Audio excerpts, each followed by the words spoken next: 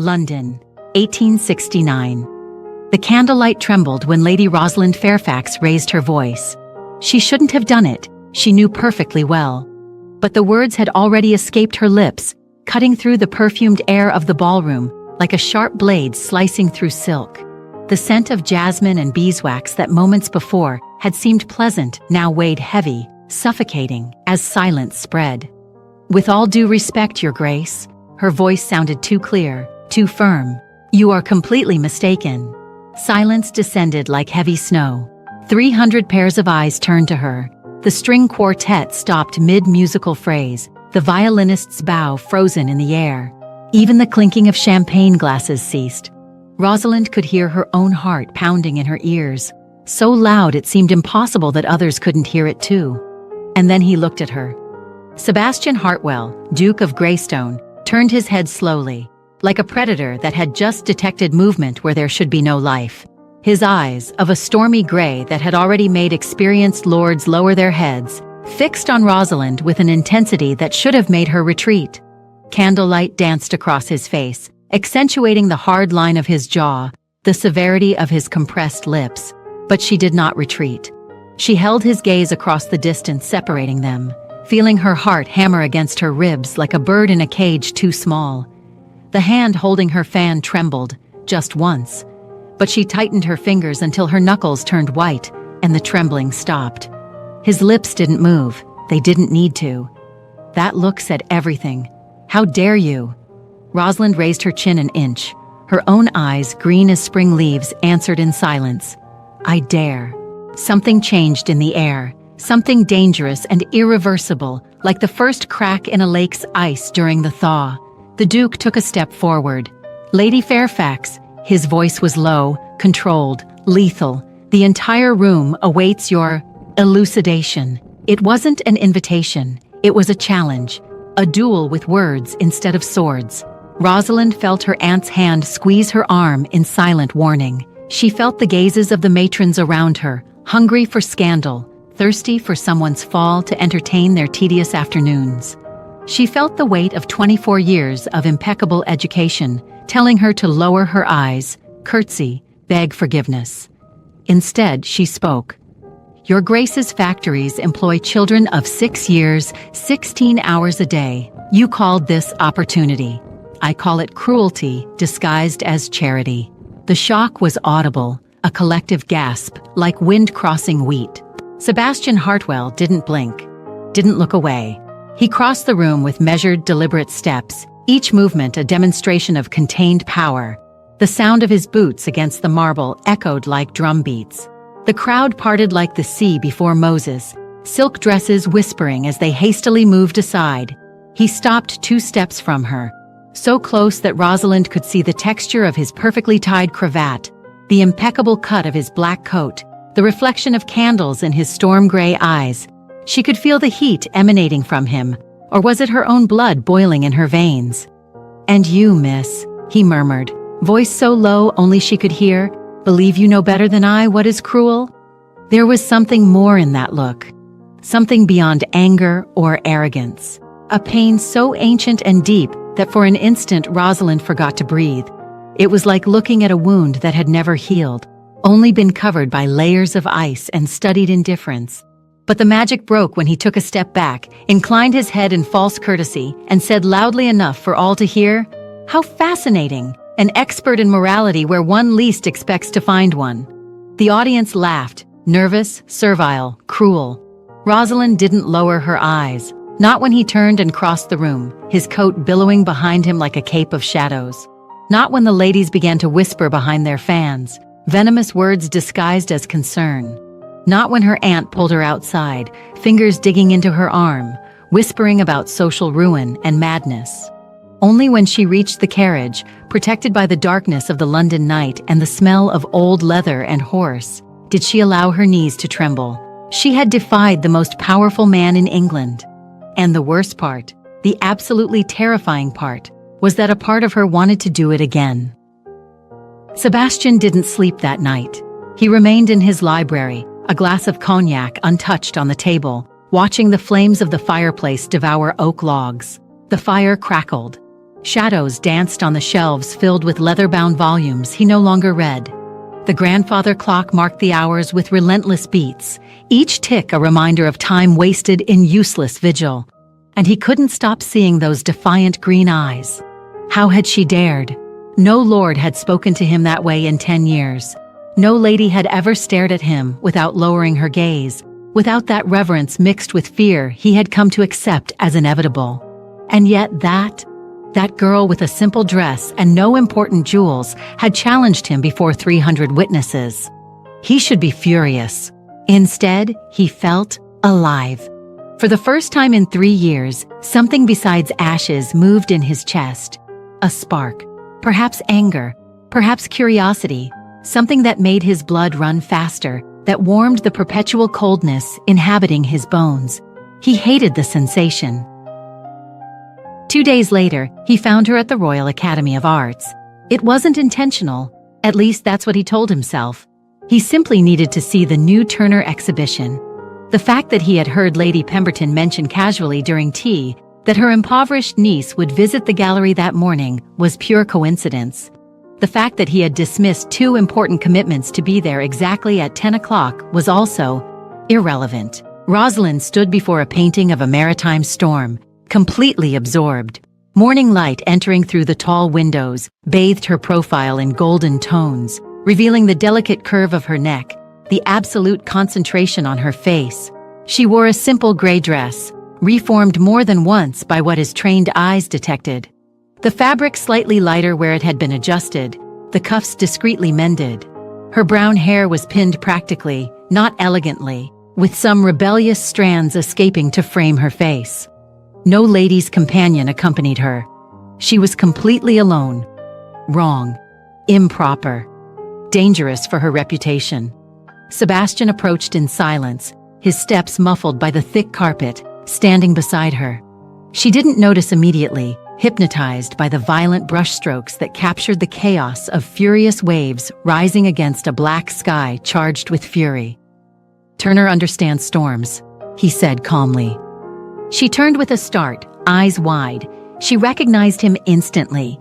Color fled from her face like a receding tide, then returned in a charming blush that spread from her cheeks to the base of her neck. "Your Grace," she began, voice less firm than at the ball. "Won't you curtsy?" Yes, naturally. Liar." The word came out soft, almost amused. Rosalind blinked, disconcerted, searching for some sign of anger or disdain in his face. She found none, just interest, curiosity perhaps. Sebastian leaned slightly, maintaining appropriate distance, but letting his voice drop to an intimate tone. "You don't curtsy. Not really. You execute the movement because you must, but your gaze remains rebellious." He paused, studying her. "It's fascinating. I'm not a specimen for study, sir. No, you're something far more dangerous." The air between them vibrated. Rosalind should move away, call her aunt waiting in the carriage. The rules of propriety were clear. A young lady should never be alone with a gentleman, especially in such an isolated place in the gallery. Instead, she heard herself ask, "Why hasn't your Grace smiled in 3 years?" The effect was immediate. Sebastian froze. His stormy eyes darkened to almost black, and something dangerous crossed his face. Pain so intense it seemed physical. For a moment, Rosalind feared she had gone too far, had touched a wound that should never have been exposed. "Choose your blows carefully, Lady Fairfax." His voice was dangerously low. "Not all wounds are visible." "I know," she replied softly. "I lost my father 8 months ago. He died believing he had failed us." She swallowed hard, feeling the familiar burn of unshed tears. "So yes, Your Grace, I know about invisible wounds." Something crossed his face. Surprise. Perhaps understanding. The aristocratic mask wavered, just for a second, and beneath it, Rosalind glimpsed the man. Not the title, not the power, but the broken person trying to hold the pieces together. Sebastian extended his hand, not to touch her, but pointing to the painting. Turner painted this after surviving a shipwreck. He tied himself to the mast to feel the storm, nearly died. His eyes didn't leave hers. "Some of us remain trapped in storms, Lady Fairfax. and tying oneself to the mast is the only way not to be swept away. Or, said Rosalind calmly, you could let go and learn to swim. The silence that followed was different, not hostile, not uncomfortable, charged with possibility, like air before a summer storm, heavy, electric, inevitable. Your Grace, the shrill voice cut through the moment like scissors through silk. Lady Helena Montrose, the Duke's cousin, entered the gallery like a perfumed breeze, all blue silk and calculated smiles. Her high-heeled shoes clicked against the marble floor, announcing her presence with proprietary authority. What a wonderful surprise to find you here. And Lady Fairfax as well, I imagine. Her tone made it clear she imagined nothing at all, and that Rosalind's presence was decidedly inconvenient. Sebastian took a step back, his expression returning to the perfect aristocratic mask. The transformation was instantaneous. The man disappeared, the Duke returned. Rosalind felt the loss like a cold breeze on a warm day. Lady Helena. Lady Fairfax was sharing interesting perspectives on Turner. How delightful! Helena intertwined her arm with his possessively, fingers gripping the fabric of his coat like claws wrapped in lace gloves. But I fear we have an appointment with the Marquis of Aldeborough. Remember? There was no appointment. Rosalind saw clearly the lie in Helena's glittering eyes, saw the way she pulled Sebastian toward the exit with barely disguised urgency. She also saw, for a fraction of a second, his hesitation. Then Sebastian nodded, looked at Rosalind one last time, a look that promised something unspoken, and said, "Until soon, Lady Fairfax." It wasn't a farewell. It was a promise. When she was alone, Rosalind realized her hands were trembling. She looked again at the storm painting, the dark waves threatening to swallow the ship, the sky heavy with contained fury. Learn to swim, she had said, but what if she was already drowning? From that day on, Sebastian was everywhere. Not obviously, never obviously, but Rosalind began to notice him. At the opera, in a box that offered perfect view of hers, his silhouette outlined against the red velvet, motionless as a statue while everyone around conversed. In Hyde Park during her morning walk, mounted on a black stallion that seemed made of shadows, always maintaining respectful distance, but undeniably present. At the bookshop in Piccadilly, where she bought new volumes of poetry, leafing through books he never took, his eyes invariably finding hers through the shelves. He never approached, just watched. It was disconcerting, exciting, absolutely inappropriate. And she couldn't stop looking for him in the places she frequented. Her eyes automatically sought that tall, dark figure, that aristocratic bearing impossible to mistake. Her heart accelerated when she found him. It sank in disappointment when he wasn't there. The invitation arrived on a rainy April afternoon. The Duke of Greystone has the honor of inviting Lady Fairfax for tea at his residence, accompanied by appropriate chaperone, Wednesday at 4 o'clock. Aunt Agatha nearly fainted. It's a trap. He intends to humiliate you, dear. Refuse immediately.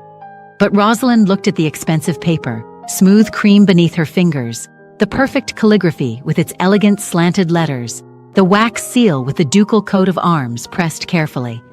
There was something there, a hesitation in the pen's pressure on certain words, a small smudge where he had restarted, as if choosing and discarding phrases before deciding. He had written it himself, not a secretary. "I'll accept," she said calmly. "Rosalind, with you as chaperone, naturally." She smiled weakly.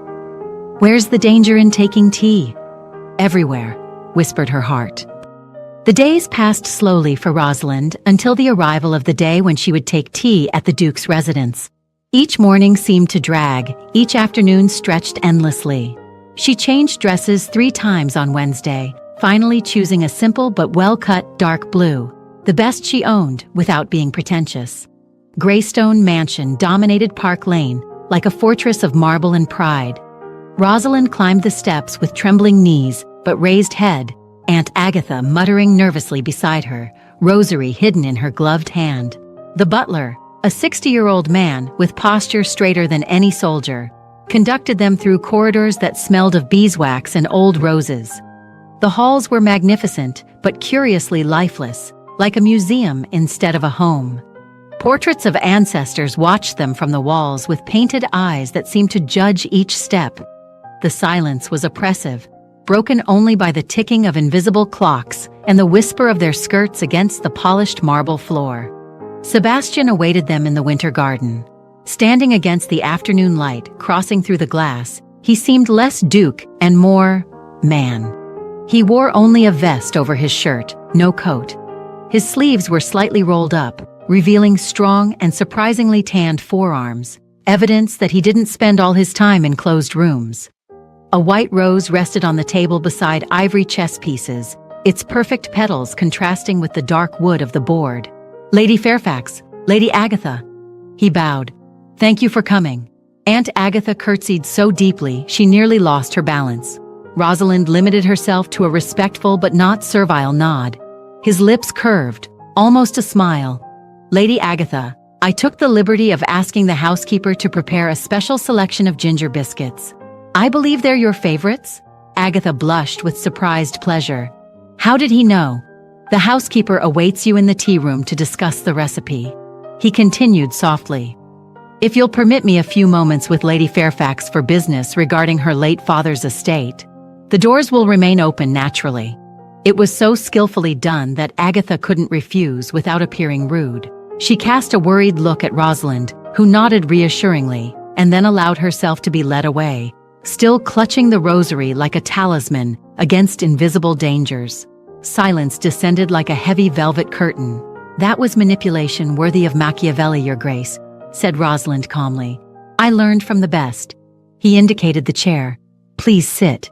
She sat, spine straight, gloved hands folded in her lap. Sebastian remained standing, creating deliberate disadvantage.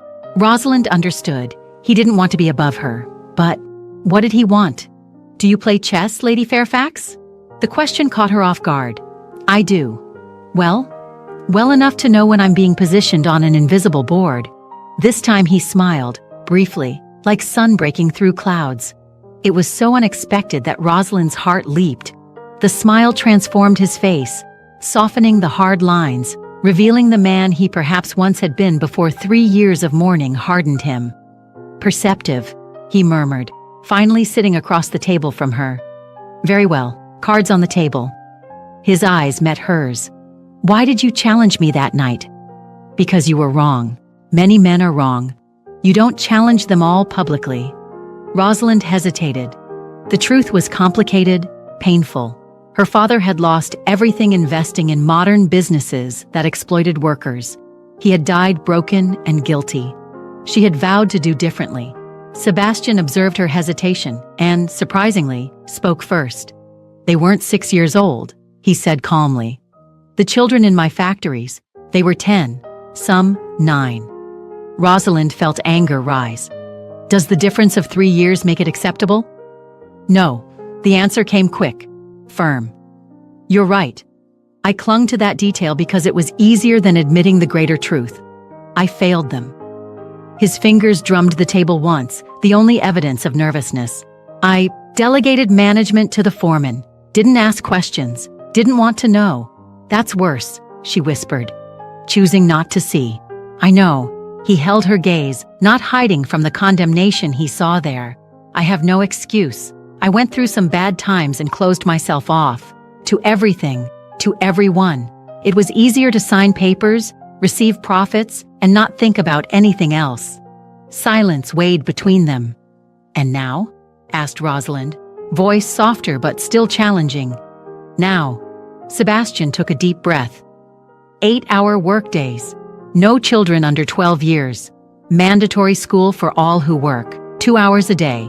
Paid by me. Wages increased by 20%. He paused.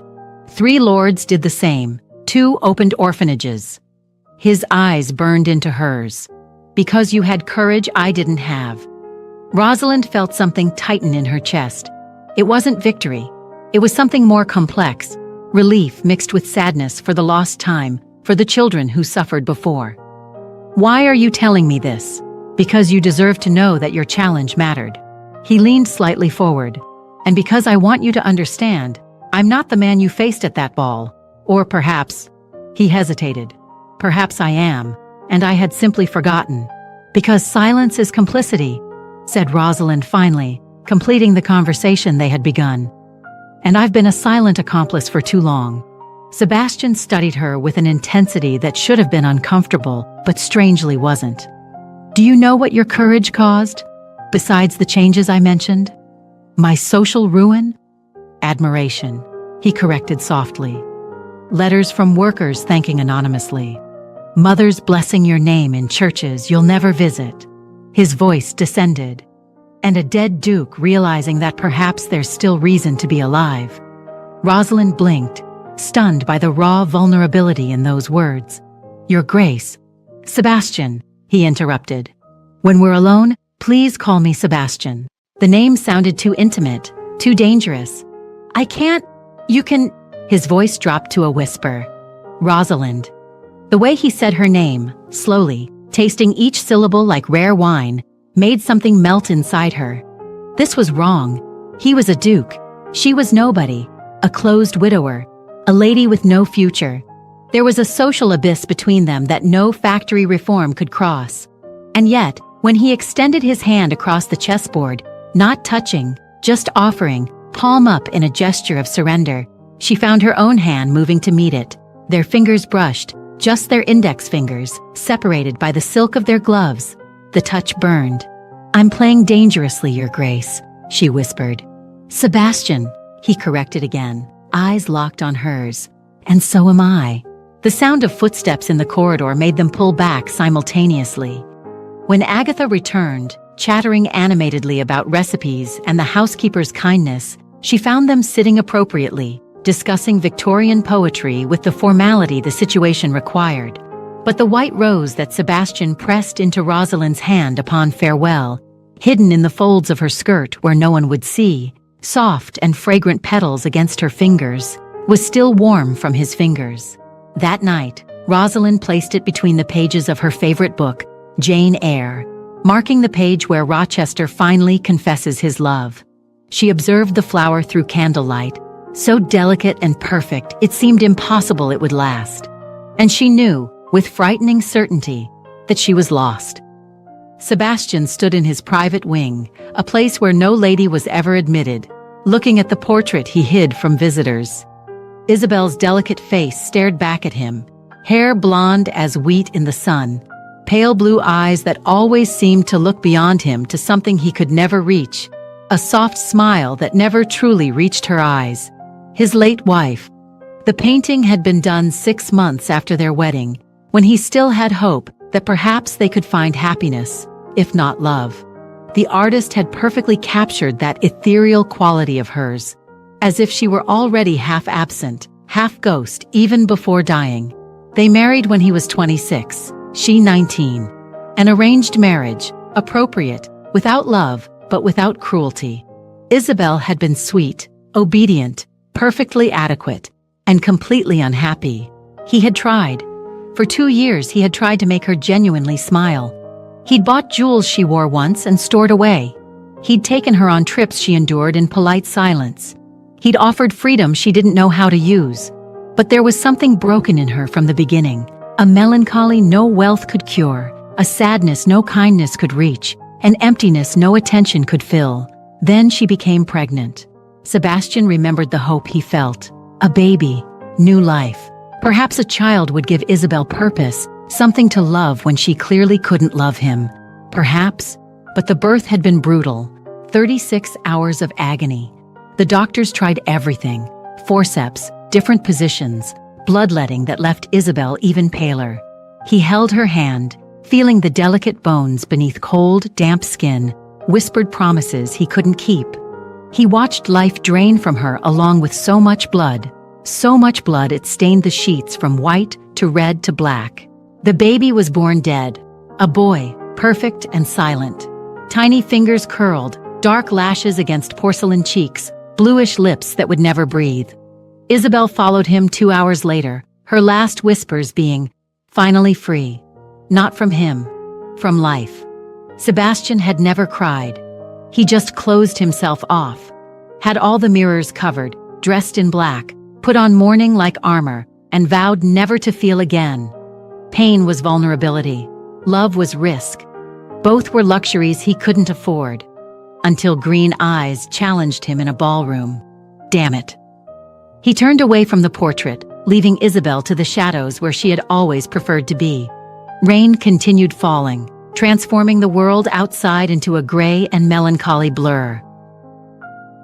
He shouldn't have gone to the orphanage that day. He had dozens of urgent matters, contracts to review, tenants to meet, Parliament demanding his presence. But it had been several weeks since his last inspection, so something in him, something Rosalind had awakened, something that refused to go back to sleep, insisted on seeing personally. The building was clean, well-maintained. The children wore adequate clothes, mended but clean. There was enough food, qualified teachers, heating in the cold months. He financed everything anonymously. No one needed to know that the cold Duke of Greystone had a weakness for orphans. "Your Grace," the matron curtsied, work-roughened hands nervously intertwined. "We have a new resident, an abandoned baby found on the steps of St. Paul's, only 3 months old." She hesitated, biting her lip. "He cries a lot, day and night. We can't calm him." Sebastian shouldn't ask, shouldn't care. Babies cried. That's what they did. It wasn't his problem. "Take me to him." The baby was in the nursery, wrapped in worn but clean white blankets, his face red and contorted in silent anguish. His tiny lungs seemed to have no more strength to cry, just irregular sniffles, as if he had given up asking for help. Something broke in Sebastian's chest. Without thinking, he extended his arms. The nurse hesitated, looking at the expensive clothes, the gloved hands that had never held a child. Then, carefully, she placed the baby in them. The boy was so light, so fragile, so alive. Warm where his son had been cold, breathing where his son had remained silent, crying, even if weakly, where his son had never made a sound. Sebastian sat in the worn rocking chair, holding him awkwardly. The baby sniffled, then nestled against the expensive coat, finding warmth. The small fingers gripped the wool fabric, clutching as if Sebastian were the only solid thing in a terrible and frightening world. And for the first time in 3 years, Sebastian felt tears burn his eyes. "Your Grace?" The voice made him turn sharply. Rosalind stood in the doorway, hair damp from rain sticking to her forehead and cheeks, wrapped in a simple cape that had seen better days. She carried a basket of bread obviously brought from home, probably baked by herself, knowing her circumstances. Her eyes widened at seeing him, Sebastian Hartwell, the untouchable Duke of Greystone, holding an orphan baby with unshed tears glistening on his lashes. She began, then stopped, understanding crossing her face like dawn. Sebastian should say something. Some cold aristocratic explanation, some excuse about inspecting his properties, fulfilling patron's duty. Instead, the truth escaped, raw and unpolished. "He won't stop crying. May I?" Rosalind approached slowly, as if afraid of startling him, as if he were an injured animal that might attack or flee. He nodded mutely, not trusting his voice. She knelt beside the chair, leaving the basket on the floor. Gentle fingers, without gloves despite the cold, touched the baby's forehead, descended the tiny cheek, checking temperature and health with familiarity suggesting experience. "Hello, little one," she whispered, voice honey and silk. "I know you're scared, but you're safe now." She looked at Sebastian, and there was something in her eyes, tenderness, understanding, something that made his chest tighten. "Both of you are." It was absurd. He was a duke. She was a lady without dowry, a random baby, abandoned, without name or future. And yet, in that moment, it seemed the most real thing Sebastian had felt in years. "I lost a son," he heard himself say. The words came out raw, unpolished. "And my wife. Childbirth. 3 years ago." Rosalind's hand found his over the baby's blanket, warm fingers pressing through the fabric. "I'm sorry," she whispered. She didn't offer empty platitudes, didn't say he'd be fine or that time heals all wounds, didn't murmur about God's will or mysterious plans. She just held his hand and shared the weight in silence. The baby sighed, small body finally relaxing, finally sleeping. I don't know how to stop feeling guilty, Sebastian confessed, voice broken. I called the best doctors. I did everything, but it wasn't enough. It's never enough. Some things, said Rosalind softly, have no one to blame. They're just terrible and unfair. She squeezed his fingers. But the guilt you carry doesn't honor them. Living would honor them. Sebastian looked at her, really looked. Simple hair escaping from practical hairdo, reformed dress with careful patches at the seams, face without classical beauty but with something better. Truth, courage, compassion without pity, strength without judgment. How dare you? He whispered, echoing his first words at that ball that seemed to have happened in a different life. Be exactly what I need when I vowed never to need anyone? Rosalind smiled. Sad, understanding, beautifully broken.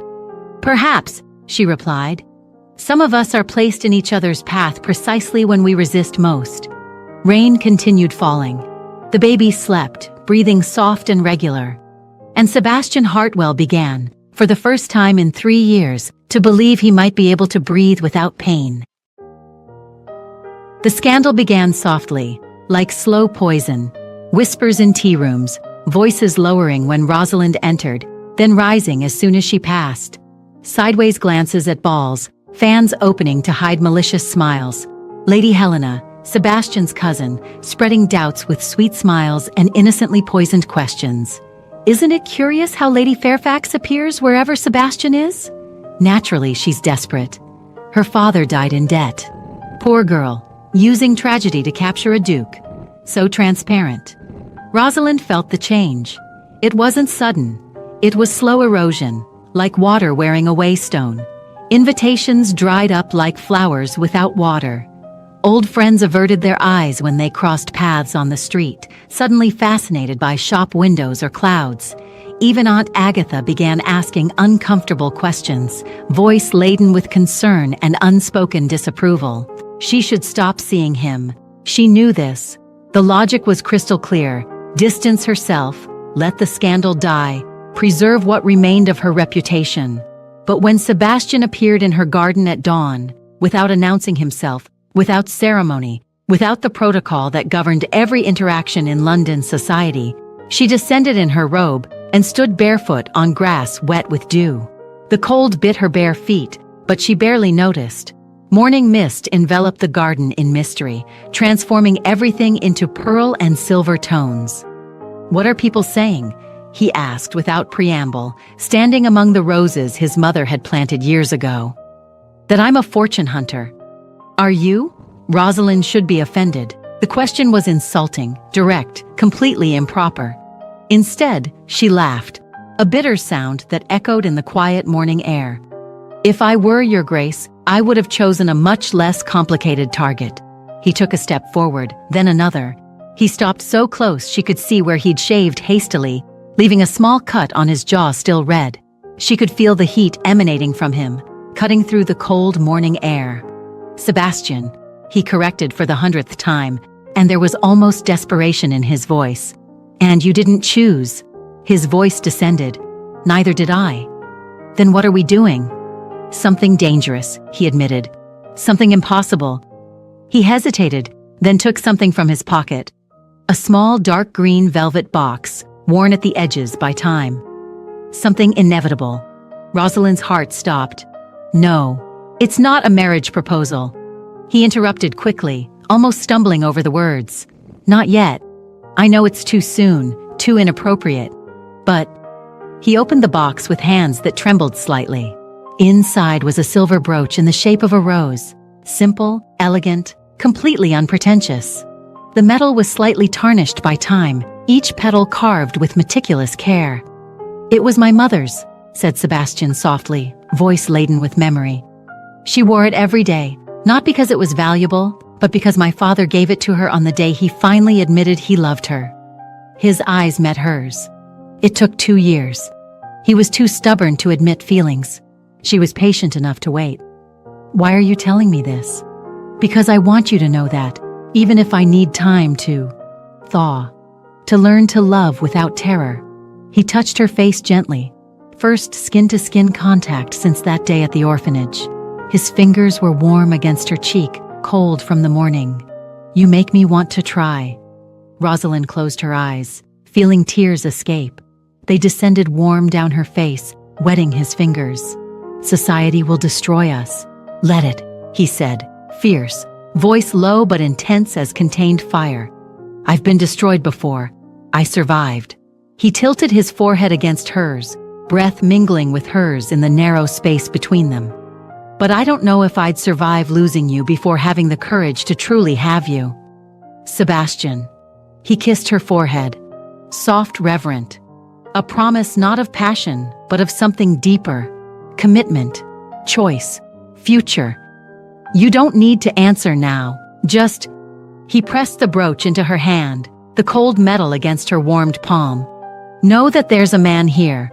Under Duke, under ashes, under 3 years of living death. And this man," voice broke, "this man wants to live again." Rosalind held the brooch, feeling its weight, not just the metal, but everything it represented. Hope, risk, the possibility of happiness and the certainty of pain if everything collapsed.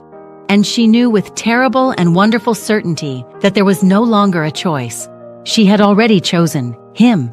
The sun began to rise, burning through the mist, transforming the garden into gold and green. And there, barefoot on the wet grass, they remained, not touching beyond that brooch pressed between their hands, but connected by something stronger than physical contact. By promise. The letter arrived during breakfast. Anonymous, on cheap paper that contrasted cruelly with the fine porcelain and linen tablecloth. The handwriting was disguised, large, angular letters that seemed to want to scream. But the content was pure venom.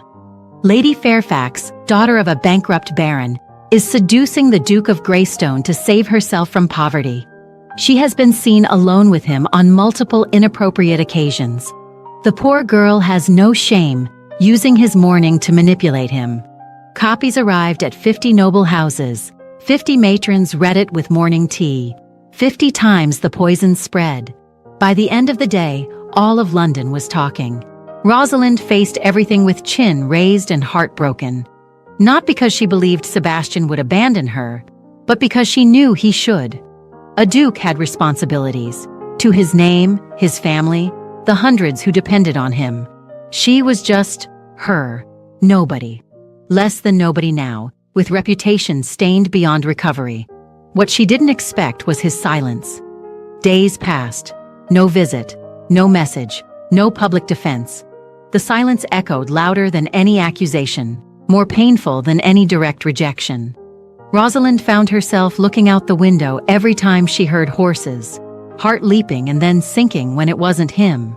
Lady Helena, radiant as cruel sun on a hangover day, appeared to offer support, each word dripping with false sympathy and true satisfaction. She wore pale pink, an improper color for a condolence visit, but perfect for celebrated victory. Poor dear. Naturally, Sebastian had to reconsider. He has responsibilities, reputation. She smiled, and there was triumph in her blue eyes. Surely you understand. Rosalind understood then, with clarity that cut like glass. Helena had written the letters. And Sebastian, pressured by advisors, and the weight of his title, by Isabel's ghost, and 300 years of family history's expectations, had chosen not her. At Greystone Mansion, Sebastian was at war. His lawyers insisted, reasonable voices presenting logical arguments, distance himself. Wait for the scandal to pass. Protect the Hartwell name. Your Grace, be sensible. The girl is nobody. We'll find an appropriate match when this passes. Helena begged tearfully, real tears rolling down flushed cheeks. Think of the family. This woman will ruin everything. The scandal, Sebastian. Don't you see what she's doing? The advisors warned with paternal gravity. A duke cannot be seen as a love-struck fool. Parliament watches. Your tenants watch. England watches. And Sebastian, for the first time in 3 years, felt divided. Between duty and desire. Between mourning he knew, familiar, safe in its pain, and love that terrified.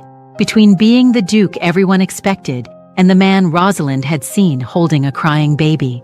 Isabel had never challenged him, never made him feel neither joy nor pain, just that gray, dead existence. She had been safe, predictable, dead even before dying. Rosalind was fire, courage, gloriously alive. Looking at her was like looking at the sun, bright, warming, impossible to sustain without burning. And loving her meant risking the devastating pain of losing again. It meant opening an already shattered chest and offering the shards to someone who could pulverize them even more. So he committed the worst mistake. He hesitated. 1 week, just one. 7 days of silence while he fought himself. 7 nights without sleep, looking at the brooch she had returned to him. No, wait, that hasn't happened yet. 7 nights drinking cognac he didn't touch, watching fire that didn't warm, searching for courage that seemed to have abandoned him along with his dead wife. But it was enough. When he finally went to her, riding through London with heart pounding and prepared speech, he found the house closed. Dark windows, locked door, butler informing in icy tone that Lady Fairfax was not receiving visitors. Rosalind had departed for her aunt's estate in the country. Without farewell, without message, without chance to explain. Only the silver brooch left in the velvet box, returned through the butler with a note of 3 words in handwriting that trembled as she wrote, "I'm no coward." Sebastian held the brooch, cold metal in his palm, feeling the weight of everything he had lost for the second time. The silver rose seemed to accuse him. Broken promise, destroyed future, happiness thrown away out of fear. And he understood, too late, that the true coward was him. Not Rosalind, who faced scandal with head held high. Not Helena, whose malice was at least honest in its desperation. But him, Sebastian Hartwell, Duke of Greystone, who had all the power in the world and didn't have the courage to use any of it to protect the only thing that mattered, the only face that made him want to wake up in the morning. Derbyshire in May was everything London was not. Green, silent, honest. Rosalind walked through the gardens of Aunt Agatha's estate, trying to breathe without feeling glass in her lungs. The air here was different, clean, perfumed with wildflowers and damp earth, without the coal smoke that always hung over London. Birds sang without competition from carriages and voices. The sky stretched vast and blue, uninterrupted by buildings and chimneys. She was stronger now, less broken. A lie. She was completely broken, just better at hiding it. She smiled at Aunt Agatha during meals, read books without processing a word, walked through the gardens as if appreciating the beauty, when in truth she just tried to tire herself enough to sleep, without dreaming of gray eyes and unkept promises. Sebastian's letters arrived daily. She burned them unopened, watching the wax seal melt and darken, reducing unread words to ashes.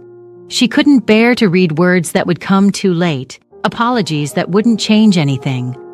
Lightning illuminated the sky in white and violent flashes. Thunder shook the windows. Rain hammered the roof like war drums. And through it all, urgent knocking at the door. Rosalind ran to the window, heart in her throat. She saw a figure staggering from the mount, soaked, exhausted. The horse, a magnificent stallion, was covered in foam, flanks trembling with effort. How long had he ridden? How many hours through a storm any sensible person would avoid?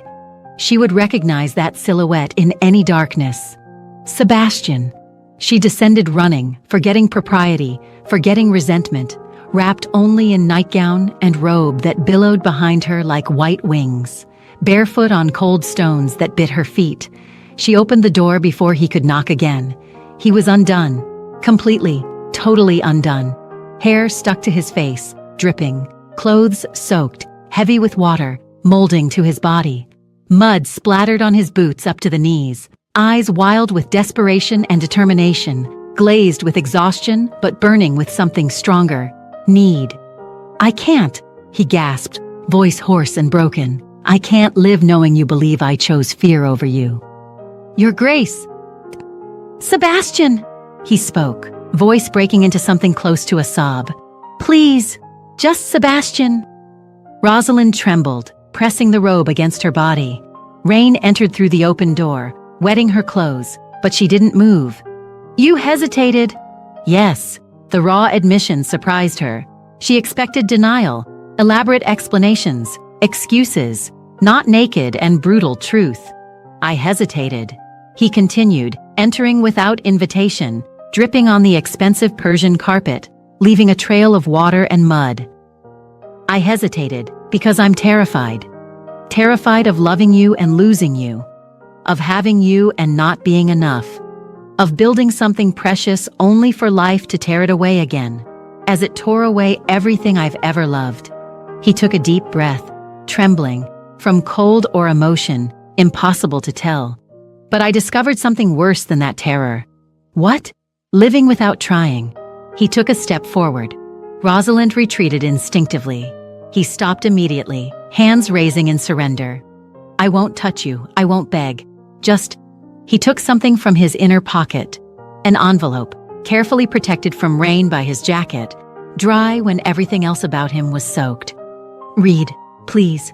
Rosalind took it with trembling hands. She opened it. It was a deed. Properties in Surrey and Kent. Investments in railways and ships. A bank account with a sum that made her gasp. Everything detailed in precise legal language. In her name, Rosalind Fairfax. Not conditional on marriage. Not dependent on any man.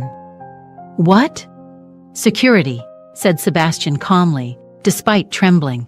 So you never again depend on a man, title, or marriage. It's yours, without conditions. If you reject me today, it remains yours. If you accept me and later change your mind, it remains yours. If you marry me and I die tomorrow, it remains yours. His eyes burned into hers. Because you deserve to choose for love, Rosalind. Not out of necessity. Not out of fear of poverty. For love, or for nothing. She looked at the papers. A fortune that made her independent. Free. Rich in her own right. She would never again need to fear the future. Never again depend on relatives' charity. Never again be pressured into marriage out of desperation. Why? Because Sebastian knelt, water dripping from him forming a puddle on the floor, staining the expensive carpet even more. The woman who challenged me in a ballroom deserves never to have to bow to anyone's power again. His voice broke. Not even to mine. Rosalind dropped the papers. They fell, scattering across the floor like autumn leaves, fortune forgotten. Stand up. Not before. Stand, she ordered, voice firm even through tears. Because if you're going to make a declaration, Sebastian Hartwell, make it as a man equal to me. Not as a duke at my feet, not as a supplicant, as an equal. He rose slowly, water dripping from him, hope and terror mixing in his face. They stood face to face, she in nightclothes, he soaked to the bone, both trembling. Rosalind took a step forward. She touched his face with hesitant hand, feeling unshaven beard rough against her palm, skin cold from rain but burning underneath. You vowed never to love again. I broke that vow the moment your eyes challenged mine. Society. Let it burn. Your family. You're my family now, if you'll have me. Rosalind closed her eyes, fighting tears.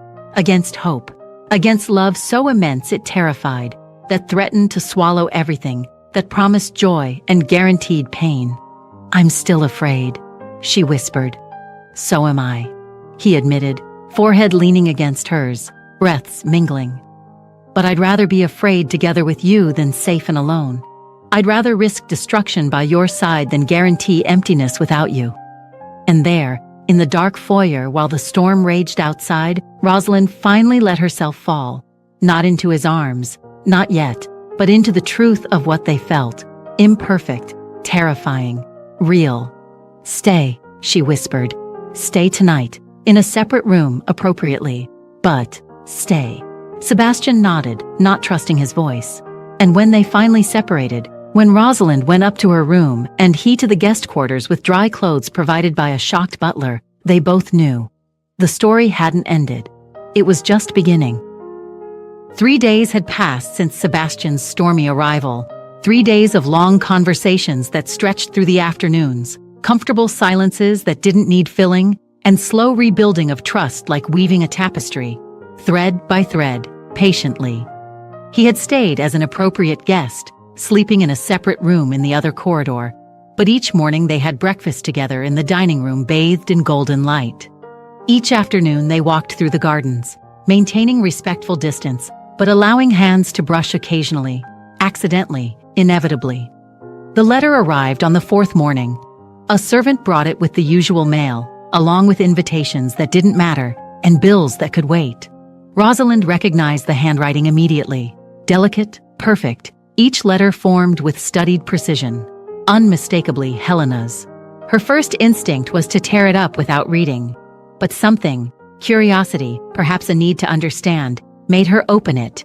Dear Lady Fairfax, I must confess, it was I who spread the rumors. I've loved Sebastian since I was a girl, and jealousy blinded me. But yesterday, he came to my house and did something I'll never forget. He didn't rebuke me, didn't threaten me. He simply asked, "Would you be happy knowing you destroyed my happiness to have a piece of me that never existed?" I realized then my madness. He would never be mine, not because he chose you, but because I'm not the kind of person he could love. You're brave. I'm a coward. Please forgive. And if you can, be happy for both of us. Helena Rosalind folded the letter slowly, fingers tracing the creases carefully. She found Sebastian in the garden, among roses blooming in an explosion of color, red, white, pale pinks that seemed to blush under the morning sun. "You went to her," she said, not asking. Sebastian turned, white shirt gleaming under the light, without coat or vest. He seemed younger this way, less duke, and more just a man enjoying a spring morning. "Yes, and you showed mercy. I showed truth." He indicated the stone bench, and both sat, maintaining respectful distance. Bees hummed among the flowers, indifferent to human dramas. Helena grew up believing title equaled love. That possession was the same as affection. He sighed, looking at the green horizon stretching infinitely. Life in aristocracy teaches this, especially to women. We're all pieces on a board, traded for alliances and lands. "You forgave her." I understood. There's a difference. He finally looked at her, and there was sadness in his eyes. Forgiveness suggests moral superiority. Understanding recognizes that, in different circumstances, I could have done worse. Rosalind looked at him. Really looked. This man who was a duke but had chosen to kneel on wet carpet. Who had been cruel in mourning but gentle in awakening. Who carried so much pain but offered so much compassion. Who had ridden through a storm for her, risking pneumonia and worse. "Who are you really, Sebastian Hartwell?" He smiled, sadly, beautifully, like sun through rain clouds. A man who lost everything and believed survival meant never having anything again. He turned to her completely. "But you showed me that survival without life isn't victory. It's just slow existence, deferred death. I'm no savior." "No," he agreed quickly. "You're a mirror. And in your gaze, I saw for the first time in 3 years, not what I lost, but what I could still have.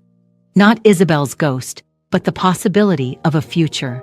Silence descended, not uncomfortable, but full of weight.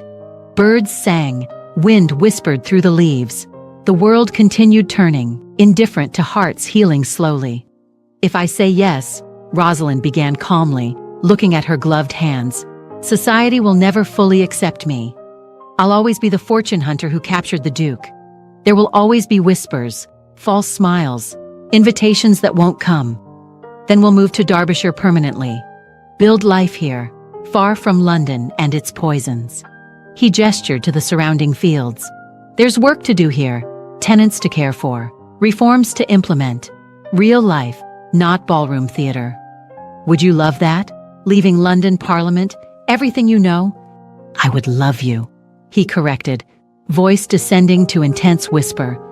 "The rest is negotiable. London is stones and politics. You are—" He paused, searching for words. "You are breathing." Rosalind laughed, a sound half cry, half joy. "It's a lot. Too much?" She turned to him, taking his hands. For the first time, both without gloves, skin against skin, warmth against warmth, fingers intertwining with familiarity that seemed impossible for so little time together. "When I saw you holding that baby," she confessed, voice trembling, "I knew. I knew that under the Duke, under the ice, there was a man who could love so deeply he would break under its weight. She squeezed his fingers, and I wanted to be strong enough to help you carry it, to divide the weight until it didn't seem crushing. You are, Sebastian whispered, voice hoarse, stronger than anyone I've known, braver, more true. Then yes, she said simply. Yes to trying. Yes to risking. Yes to building something together, one day at a time. She smiled through tears that finally fell free. Yes to you, Sebastian. To us. He didn't move for a moment, just looked, as if engraving her face in memory.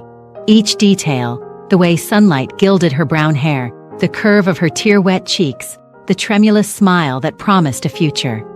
Then slowly, so slowly she could have pulled away at any moment, he leaned in.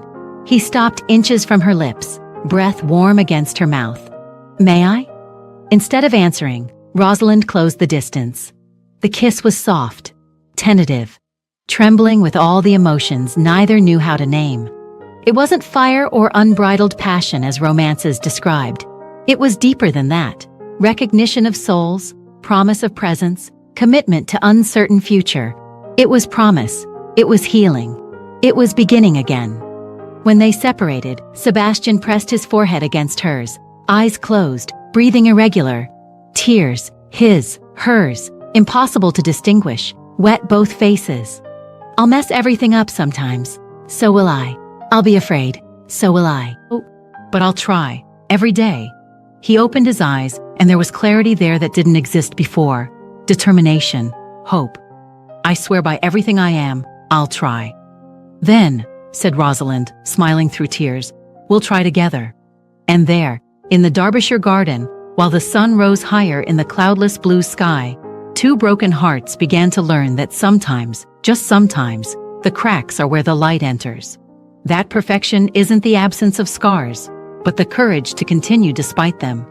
That love isn't never being afraid, but choosing to love anyway. The return to London was a declaration of war. Sebastian sent no formal announcement, asked no permission. He simply appeared at Lady Ashford's ball with Rosalind on his arm, wearing the silver brooch everyone recognized as belonging to the late Duchess mother. The symbol couldn't be clearer if he had shouted his intentions from atop St. Paul's. The carriage stopped in front of the illuminated mansion. Rosalind could hear music escaping through open windows, a Strauss waltz, laughter, the murmur of hundreds of conversations. Her stomach churned. There's still time, said Sebastian softly, holding her hand. We can return to Derbyshire. You don't have to face this. Yes, she replied, raising her chin. I do. We do. They climbed the steps together. The silence was deafening. Not instantaneous, it spread like waves. The first person to see them choked, turned to their neighbor, whispered urgently. The news ran like fire in dry straw. Conversations died. Dancers stopped. The string quartet stumbled, violins creaking discordantly before falling completely silent. 300 pairs of eyes turned. And unlike that first night, there was no curiosity. There was shock, scandal, condemnation. Rosalind felt each gaze like a blade. She could hear whispers beginning. Words like audacity, shame, absurd, floating through air heavy with perfume and judgment. Her legs trembled, but Sebastian squeezed her arm gently, an anchor in the storm. Helena was there, near the fireplace, pale blue dress making her ethereal against white marble, visibly nervous, hands intertwined with force that whitened her fingers. When Sebastian greeted her with genuine courtesy, not cold, not formal, but truly kind, and presented Rosalind without hesitation or shame, something changed in her face.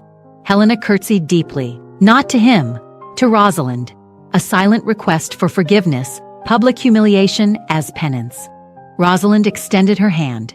Helena took it as if it were a lifeline, tears glistening in her blue eyes before falling, staining expensive silk. Society watched, shocked. Murmurs exploded. This wasn't in the script. Victim forgiving villain? A fallen lady being kind to the one who destroyed her? Then Sebastian did something unprecedented. He requested silence by gently tapping his cane on the marble floor. The sound echoed like a shot, and he spoke. Lords and ladies, His voice echoed through the hall, commanding absolute attention in the way only dukes can. I know there are rumors. I know there are judgments. He looked around, meeting the eyes of each important person, daring them to look away first. Allow me to clarify. Lady Rosalind Fairfax did not pursue me. I pursued her. Murmurs exploded like a swarm of angry bees. He raised his hand, and silence returned, fearful. I pursued her because, for the first time in 3 years, someone saw me not as a title, but as a man. Because she had courage I didn't have. His voice gained intensity. Because when all of you treated me with empty reverence, avoiding me as if pain were contagious, she treated me with truth. He turned to Rosalind, taking her hand and raising it for all to see. The silver brooch gleamed under candlelight. And if this offends your sensibilities, if this stains reputations, if this defies conventions, his gaze swept the hall, fierce and defiant. Then I gladly defy it all. Lord Pembroke, a 70-year-old man with a reputation for inflexibility and unwavering conservatism, stepped forward. His face was red, white mustache trembling with indignation. Your Grace, with all due respect, you're allowing emotion to cloud judgment. This lady saved my life, Sebastian interrupted calmly, but there was steel in his voice, not from physical danger, from something worse. Slow death inside while pretending to be alive. He looked directly at Pembroke. And if love is a disease, my lord, then I gladly die from it. Absolute silence. You could have heard a pin drop. Then, from the back of the hall, a young, clear voice. I heard Lady Fairfax initiated reform in child labor conditions. It was the young Earl of Ashworth, a progressive known for radical ideas, watching with genuine interest. Other young lords near him nodded, curious. It's true, Sebastian confirmed, allowing himself to smile slightly. She wrote a detailed proposal. I presented it to the lords in Parliament. 6 have already implemented changes. Others are considering. And the orphanage? She visits weekly, without announcement, without glory, without photographers to document charity. His voice filled with pride. Some people do good because it's right, not because it's seen. The tide was turning. Rosalind could feel it. Not completely. Never completely. Older faces still frowned in disapproval. Matrons still whispered behind fans. But the younger ones, the progressives, those tired of suffocating old rules, they were listening. Lady Pembroke, wife of the inflexible lord, approached. For a moment, Rosalind feared another attack, more public judgment. Instead, the elderly lady smiled, genuinely softly, like a grandmother seeing her granddaughter. My daughter died in childbirth 20 years ago, she said softly, just loud enough for Rosalind to hear, voice trembling with ancient memory. I watched Greystone die along with his wife, watched him become a ghost. She took Rosalind's hand with fragile but firm fingers. Thank you for bringing him back to the world of the living. That broke the ice. Not everyone. Many would still disapprove. Many would still whisper. Many would never accept. But enough approached, offering polite greetings, careful courtesies, that the night ended not in disaster, but in cautious possibility. When they were finally alone in the carriage back, curtains closed against curious eyes, Rosalind leaned against Sebastian, exhausted to her bones. Her entire body ached from finally released tension. That was terrifying, reckless, necessary, all of that. She laughed weakly. And possibly social suicide. He kissed the top of her head, lips pressing against her hair. Are you still certain? More than ever. Because now she understood, with clarity that only comes from surviving battle. True love didn't mean defying the world and winning. It meant defying the world and not caring about the result, as long as they stayed together.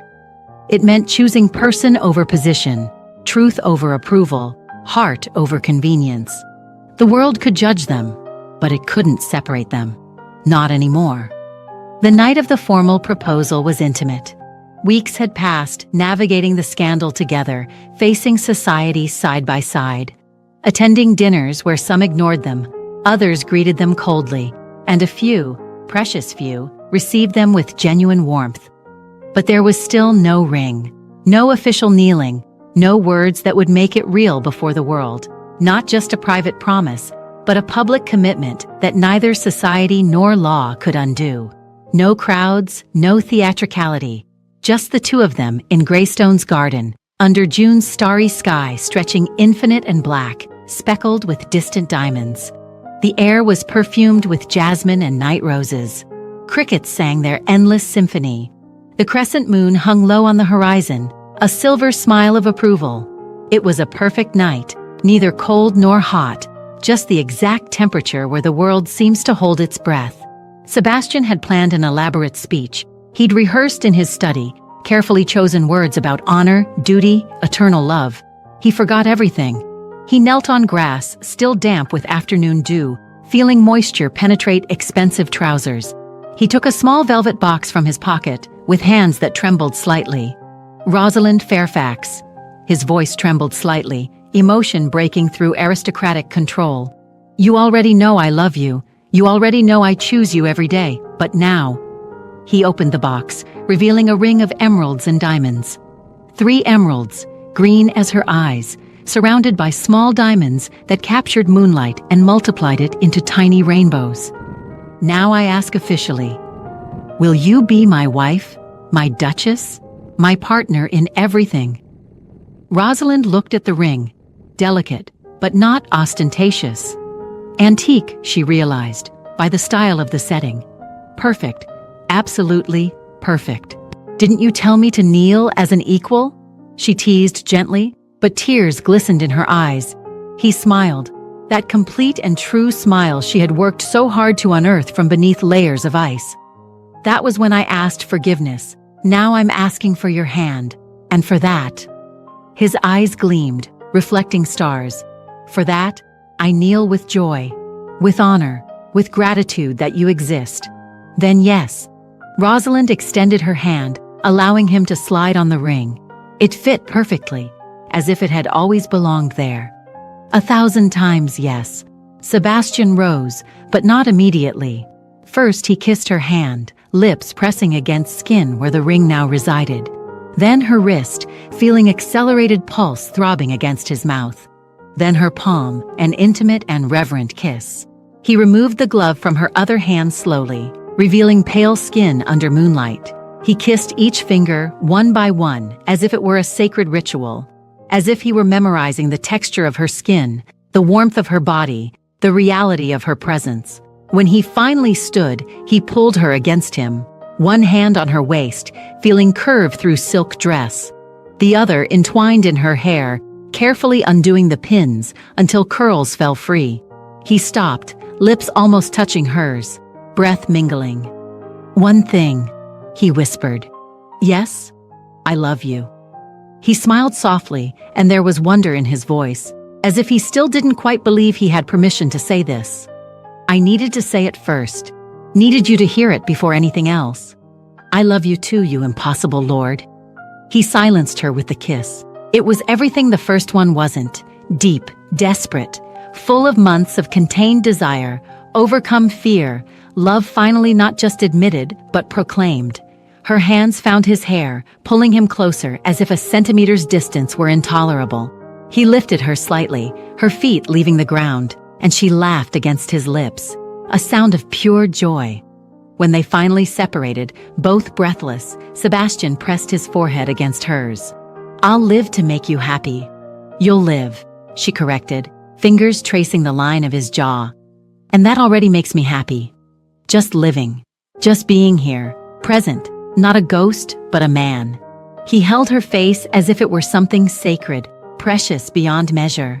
How dare you, he echoed for the last time, smiling, become absolutely indispensable? The same way, she replied, eyes shining with tears and starlight, that you dared to look back at that ball. And there, under silent witness stars, infinite sky watching with ancient approval, they understood. It hadn't been defiance that united them, not scandal, not drama, not manipulative destiny.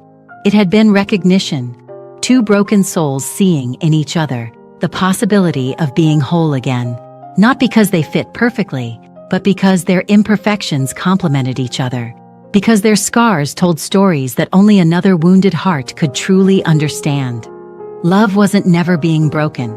It was choosing to heal together.